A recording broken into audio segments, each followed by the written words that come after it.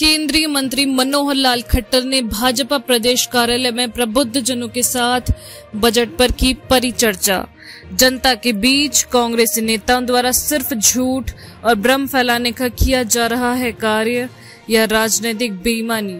मनोहर लाल खट्टर, जयपुर 28 जुलाई 2024। केंद्रीय ऊर्जा और आवासन एवं शहरी कार्य मंत्री मनोहर लाल खट्टर के नेतृत्व में आज भाजपा प्रदेश कार्यालय में केंद्रीय बजट पर परिचर्चा आयोजित की गई।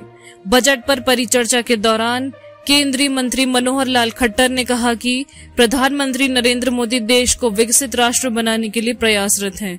इसके लिए पीएम मोदी ने देश की आजादी के 75 साल के बाद के 25 साल को अमृत काल बताते हुए देश की उन्नति और विकास के लिए कार्य शुरू कर दिया है। विकसित भारत के सपने को पूरा करने के लिए महिला, युवा, किसान और गरीब के विकास के लिए इस बार बजट में नई पहल की गई है। भाजपा की नीति भी अंत्योदय की है। समाज और देश का विकास करना है तो अंतिम पंक्ति का उदय करना है, फिर चाहे वो अंत्योदय परिवार का हो, समाज का हो, जिले का हो या फिर देश का हो। हमें सबका साथ और सबका विकास की नीति पर कार्य करना होगा। केंद्रीय मंत्री मनोहर लाल खट्टर ने कहा कि केंद्रीय बजट को लेकर विपक्ष भ्रम फैलाने का कार्य कर रहा है। जनता के बीच कांग्रेसी नेताओं द्वारा सिर्फ झूठ और भ्रम फैलाया जा रहा है, यह राजनीतिक बेईमानी है। कांग्रेस के झूठ का अंदाजा इसी से लगाया जा सकता है कि कांग्रेस ने 40 करोड़ लोगों को सालाना 1 लाख रुपए देने का वादा किया। इस हिसाब से कुल 40 लाख करोड़ रुपए बांटे जाते, जबकि देश का बजट ही 48 लाख करोड़ रुपए का है, तो यह संभव ही नहीं हो सकता था। यह कांग्रेस का आंकड़ों का झूठ है जो फैलाया गया। ऐसे में भाजपा के प्रत्येक कार्यकर्ता को कांग्रेस के झूठ को उजागर करते हुए केंद्र सरकार की नीति और रीति को जन जन तक पहुंचाना चाहिए। बजट पर परिचर्चा के दौरान कैबिनेट मंत्री राज्यवर्धन सिंह राठौड़ ने बजट को दूरगामी सोच वाला बताते हुए कहा कि केंद्र सरकार का बजट विकसित भारत 2047 के सपने को पूरा करने वाला है। प्रधानमंत्री नरेंद्र मोदी ने अपने पहले कार्यकाल में सिस्टम को सही किया, दूसरे कार्यकाल में विरासत और विकास पर कार्य हुआ और तीसरे कार्यकाल में स्पीड और स्केल पर कार्य किया जाएगा। बजट पर परिचर्चा कार्यक्रम में जयपुर सांसद मंजू शर्मा ने केंद्रीय मंत्री मनोहर लाल खट्टर का आभार व्यक्त किया। सांसद मंजू शर्मा ने कहा कि केंद्रीय बजट युवा और महिलाओं को आत्मनिर्भर बनाने वाला है। कार्यक्रम में समाज के प्रबुद्ध जनों के सवालों पर केंद्रीय मंत्री खट्टर द्वारा जवाब दिए गए। इस दौरान ऊर्जा मंत्री हीरालाल नागर, प्रदेश उपाध्यक्ष नारायण पंचारिया, मुकेश दाधीच, राजस्थान धरोहर प्राधिकरण के अध्यक्ष ओंकार सिंह लखावत, मेयर सौम्या गुर्जर, भाजपा प्रदेश मंत्री भूपेंद्र सैनी, भाजपा के प्रदेश मीडिया संयोजक प्रमोद वशिष्ठ, भाजपा प्रदेश कार्यालय प्रभारी मुकेश पारिक सहित भाजपा पदाधिकारी एवं समाज के विभिन्न वर्गों से आए प्रबुद्ध जन मौजूद रहे। और अब इस बजट में केंद्र सरकार की ओर से जो किए गए हैं, विशेष तौर पर इंफ्रास्ट्रक्चर है, विशेष तौर पर टूरिज्म है, शहरी विकास है, उद्योग है, ऊर्जा है, इन सब चीजों को लेकर के जो उल्लेखनीय विषय हैं वो हरियाणा राजस्थान सरकार ने तो अपना विषय रखा ही है और आज केंद्र सरकार की जो रखा गया विषय वो आपके सामने रखूंगा। आज इस विषय को रखने के लिए हमारे साथ यहाँ के अपने उद्योग वाणिज्य मंत्री श्री राज्यवर्धन राठौड़ जी, साथ ऊर्जा मंत्री श्री हीरालाल नागर जी, भारतीय जनता पार्टी के प्रदेश के उपाध्यक्ष मुकेश दाधीच जी और यहाँ की अपने सांसद जयपुर से श्रीमती मंजू शर्मा जी और जो मीडिया के सब लोगों की चिंता जरूर करते हैं तो हमारे ऐसे प्रमोद वशिष्ठ जी, सब लोग साथ हैं। जैसा बजट रखा गया उसके अंदर विशेष तौर पर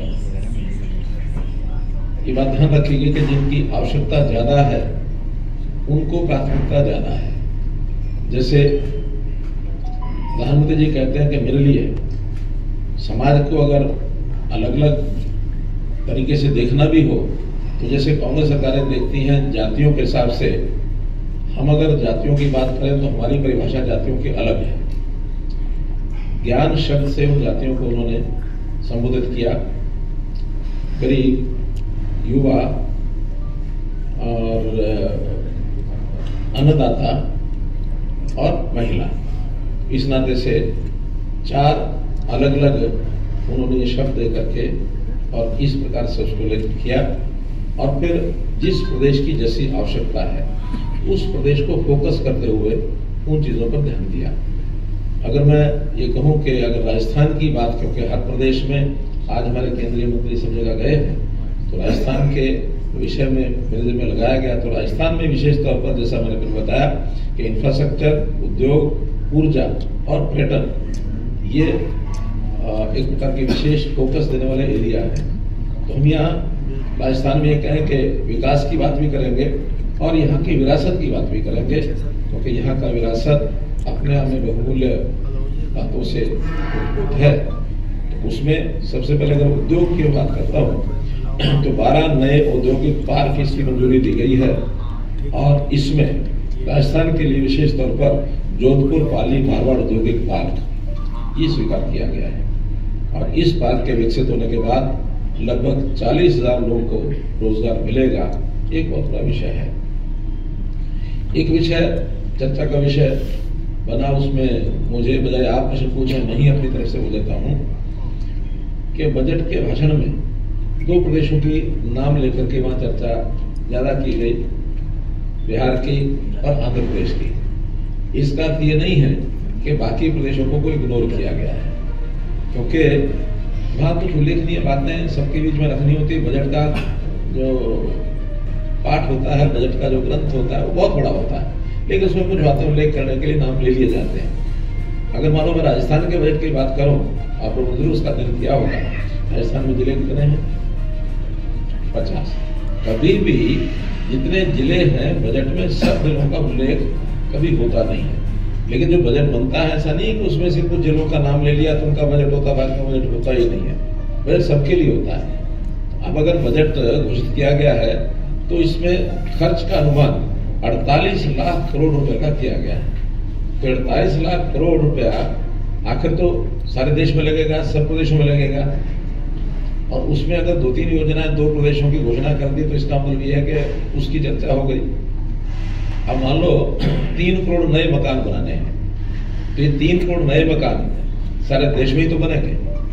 हर प्रदेश में उनकी सूचियां बनेंगी, सूची बना करके उसका मूल्यांकन होगा, उसका सर्वे होगा। सर्वे के बाद जो एलिजिबल होंगे, 4 वर्टिकल अलग हैं, तो जितने एलिजिबल होंगे प्रदेश उतनी मांग करेगा। उस मांग करने में अगर वो 3 करोड़ से ज्यादा मांग आ जाती है तो प्रो रेटा उसमें दे दिया जाएगा। 3 करोड़ से कम मांग आती है तो फिर कहा जाएगा प्रदेशों को तो नहीं, और अपने हिसाब से आप लोग उस क्राइटेरिया को बदल करके थोड़ा बढ़ाओ अपना। तो केंद्र सरकार ऐसे एक टारगेट तय करती है जो सब प्रदेशों के अंदर उसका लाभ मिलता है।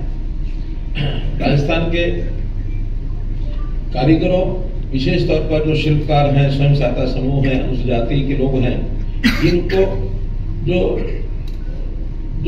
प्रधानमंत्री की गरीब लोगों को रोजगार देने की योजनाएं हैं, स्ट्रीट वेंडर्स हैं, इनके लिए पीएम विश्वकर्मा योजना, पीएम स्वनिधि योजना, राष्ट्रीय आजीविका मिशन, स्टैंड अप इंडिया, ऐसे लोगों को भी लगभग 2 करोड़ रुपया खर्च करने की सरकार की योजना है।